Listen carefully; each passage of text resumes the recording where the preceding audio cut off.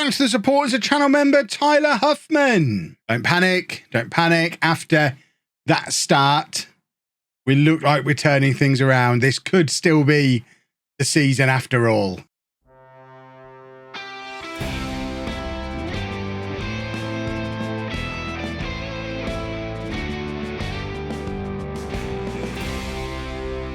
Hello and welcome to part 95 of Bourne in the USA. I'm Kevin. Coming up on today's episode, we have two games for you in the league. As our academy tour comes to an end, I say it's a tour, they're both coming to us, New England and Minnesota United academies in the league. Since you were last with me, we've played all the other academies, it feels like, losing to Chicago, but beating most of the rest of them. In fact, the one game we didn't win in that little run was the non-academy side, Detroit City, holding us to a 3-3 draw at home. This is what the league table looks like 8 games in. We are back in the promotion hunt.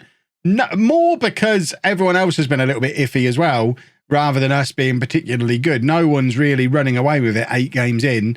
So we're only 1 point outside of the automatic promotion spots, exactly where we want to be, really. And only 5 points off the top of the table, where Torch, another one of our long-time rivals who've just seemed to have been following us around leagues forever, and they actually got promoted from the National Premier last year and are doing kind of what we did this time last year, using that promotion morale boost to start the season very well, and hopefully we'll see them drift back into the pack as the season goes on, and we can go on and win the league. That's the plan. We want to win the league. I don't think I did any more transfers after the last episode.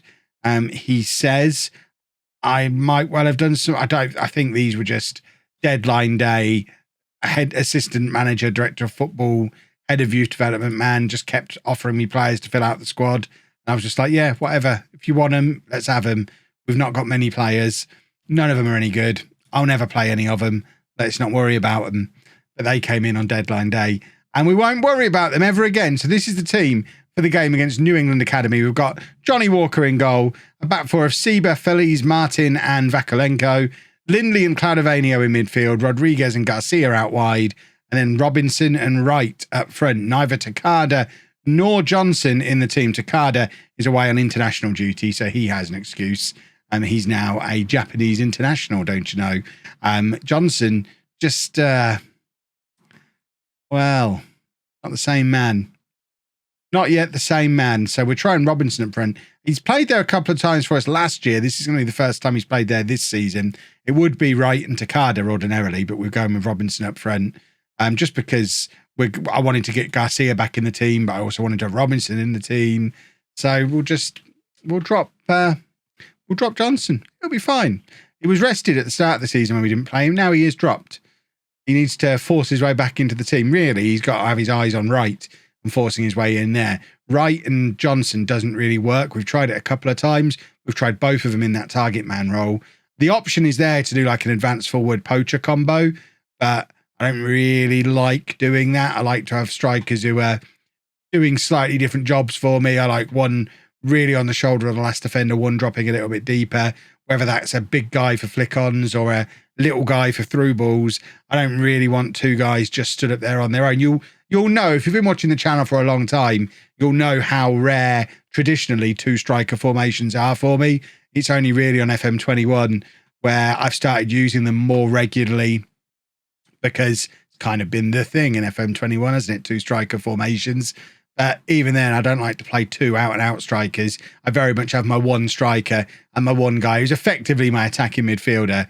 But we play him alongside the other guy on a support instruction to tuck in behind him. And because of that, we can't really use Wright and Johnson together. Wright was in there, but it didn't seem like he had any conviction to try and get onto the end of that ball. It wasn't the best pass in the world, but there's not been much in the way of chances in the first hour of this game.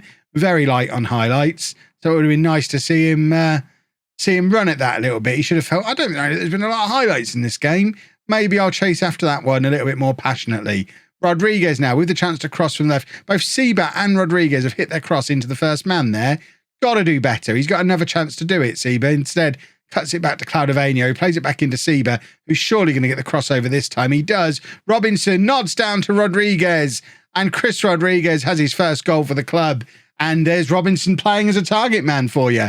Nodding it down nicely for Rodriguez to pick up his assist. and we do finally make the breakthrough. Bourne 1, New England Academy 0. Look how full the new Nook is, by the way. We are starting to get close to selling this place out on a fairly regular basis. I don't know how much longer it's going to be that we can survive in such a pokey little ground. The question is, of course, when the time comes, are we going to be able to afford a new ground or a ground expansion, or are we going to end up playing the last however many seasons of this game in the Premier League out of Boston or somewhere because we couldn't get a ground of our own like we did on the first home series back on FM19, was it? When we had to play out the second half of the save out of Milton Keynes because we couldn't afford a ground of our own in Peterborough. So substitution o'clock then. Let's have a look to see what we've got going on. Vakalenko looks like he's tiring. De La Fuente can come on for him. I'm actually going to shuffle the defence around to bring De La Fuente on and go for De La Fuente and Martin together. Seba is going to come off for Hernandez. And for my final change, I am going to bring on Kevin Johnson for right for the last 20 minutes to give him the opportunity to play himself back into the team, play himself back into some form again. As it stands right now, I think we are right on the cusp of moving back into the automatic promotion spots, level on points with St. Louis and FC Dallas Academy, and only 2 behind Torch, who are losing 2-0 at home currently to the Chicago Academy. I know it's Chicago. But, you know, they're promotion rivals. Got to troll them.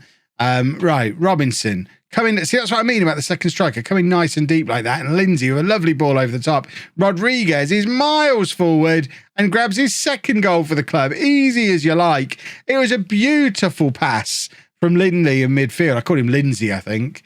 Which, I mean, I imagine he loves that. But it's a lovely ball from Lindley. Look at that pass.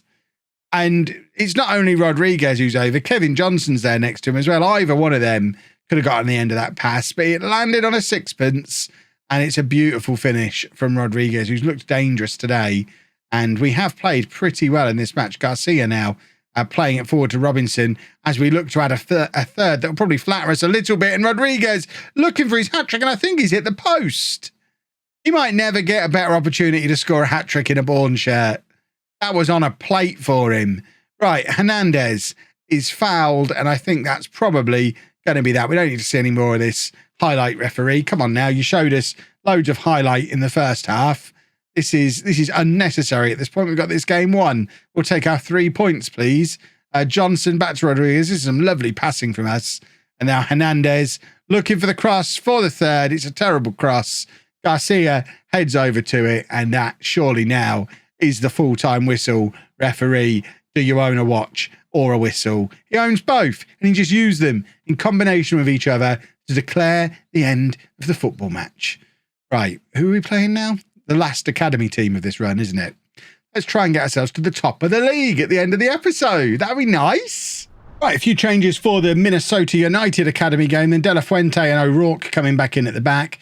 Rodriguez, I'm keeping him in on the left. Aguilar is fit again now, but Rodriguez, I guess, after scoring both goals, can stay in the team. Robinson moves back out to the right as Fancy Pants Mr. International Takada can come back into the team up front to play alongside right. Fingers crossed with our heavy hitters back.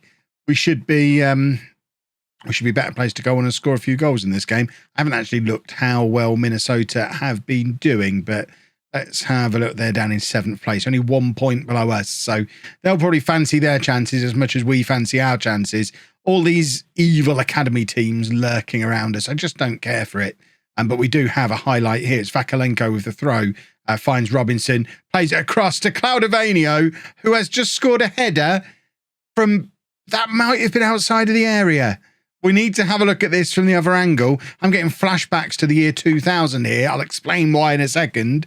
Vakalenko with the cross. Is this header from outside the area? Oh, he's just on the line. The reason I got the flashbacks, back before the 2000 playoff final between Posh and Darlington at Wembley, I was interviewed on ITV Anglia News, lurking at London Road, getting ready to get on the supporters' coaches to head down to Wembley. Because obviously very handsome, always been the most handsome Posh fan. Some would argue there's not many of us to choose from, so I was there. So they picked me and they asked me what I thought the score was going to be and who would score. And my reply was Adam Drury, who was our left back at the time, and went on to play for Norwich, Mr. Fancy left back, probably our best player. I said, Adam Drury with a header from outside the area, because I was 18 and thought I was hilarious. And they put that on the telly. I don't have a clip, unfortunately. If anyone can find a clip of the ITV news coverage of the 2000 league, was it League 2 at the time, or was it Division 3? I can't remember what it was called at the time. The playoff final between Peterborough and Darlington from the year 2000, the Anglia news coverage. If you can dig that out from the archives somewhere, you'll see me. 18, in fact, I would have been 17 because it was in May. I hadn't turned 18 yet. 17-year-old Kev on the news being hilarious. We've just got a second goal, by the way, while I've been taking you down memory lane. And as it stands right now, we are joint top of the league with Torch. I think they're still drawing in their game, so fingers crossed they can concede a goal or two over there, and we can find ourselves top of the league at the end of the episode, which would be absolutely perfect. Right, charging down the left. I mean, he needs to sort that out. He needs to charge down the right, or else I'm going to get myself very confused. Yellow card for the defender who clatters him as well, and it's going to be Takada, Mr. Fancy Pants international footballer, Takada, to take the penalty, and he scores. It's 3-0 after less than 24 minutes. We took a match or two. We took a match or two to get going this season, but I think it's fair to say at this point we have got going, and we are now looking as good as I thought we were going to look this season. I made a fool of myself in the last episode, thinking that we were going to just romp our way to victory in this league. But now I think we're just going to romp our way to victory in this league. Colorado Academy are the team that are hosting Torch at the moment. Colorado themselves down in 7th place. So if Torch are already starting to hit a wobbly patch after giving away what was a 5-point lead, it would be nice for them to continue wobbling today and go and concede a goal, because I would very much like to be clear at the top of the table so that we can have a top of the table party. Everyone's favourite kind of party. Minnesota have got a break on here. I'm looking at a Saka charging down the right wing, conscious of the fact I'm recording this on Thursday and the final of the Euros isn't until Sunday, and I really shouldn't reference anything to do with England for this video that comes out on Monday, because it's got the potential to either look like gloating or for you lot to mock me furiously about what went wrong. So I won't reference it. I probably shouldn't still have the England shirt hung up behind me. Or should I? Nobody knows. You know. I'm the only one here who doesn't know. I don't know the score. Time travel, eh? Right, 3-0 at halftime. We're comfortable with that. Philadelphia, I don't know why we're getting score updates from Philadelphia, but we are. What we really want to know is what's going on with Torch. Detroit have just equalised against Charlotte as well. We've got a whole video printer situation going on down there at the moment, because there's so many of us on similar amounts of points. It usually only shows the matches that are relevant to you down there. I guess at this stage of the season, when everyone's on 17 points, every match is relevant, so every goal that goes in, we're finding out all about. That's a soft goal to concede. It's a very, very soft goal. Right, we have a corner. It's Wright with the in-swinger on his left foot. So Wright's left-footed as well. That makes it even worse. And Dan De La Fuente now has his first goal for the club to make it 4-1. It's an immediate reply to what we're just going to refer to as the consolation goal for Minnesota, because we've extended our lead back out to 3 goals again immediately upon them scoring. Colorado had a player sent off midway through the first half, so my dreams of Torch losing are probably gone. In fact, they've just gone ahead. So Torch are going to end the episode top of the table, but we are hot on their tails, and hopefully by the time we speak again tomorrow, we should find ourselves ahead of them if we carry on in the form that we're in. I don't know when we play them. Hopefully soon. I could show you that. I'll tell you what, Lindley's blossoming in this role as a deep-lying playmaker. I think it helps that he's got a lot of very good players around him, and he's not really having to do much in the way of defensive work. He's kind of playing that old quarterback role that David Beckham tried to make a thing for England for a little while, where he's playing in front of the back four, but not really offering any kind of defensive cover. He's just there to knock passes around. It turns out he's not done it very well today, so we're going to bring on another striker to try and do it. Wright can come in there and try and continue that good work. Hernandez is going to come on at left back as well.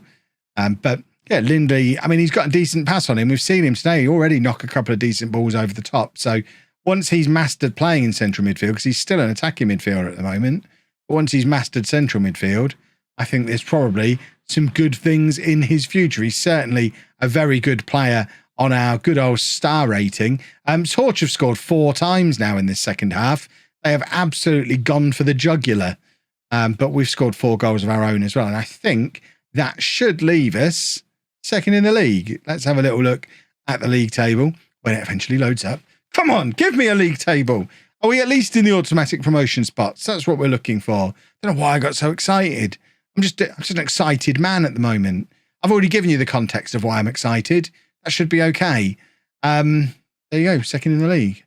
That'll do nicely, boys and girls. Let's just see if we do play Torch somewhere around about when a next episode could be, because that would be an interest when we do. We play that might be a little bit soon. Also, I mean, they might have fallen out of contention by then. We'll see how things go. We might actually move it on a little bit later and maybe try and coincide with the first round of the Cup instead. We'll see how I'm feeling. If you've enjoyed that, please make sure you leave a nice big thumbs up on there for me. Subscribe to the channel for daily Football Manager videos. And thank you very much for watching.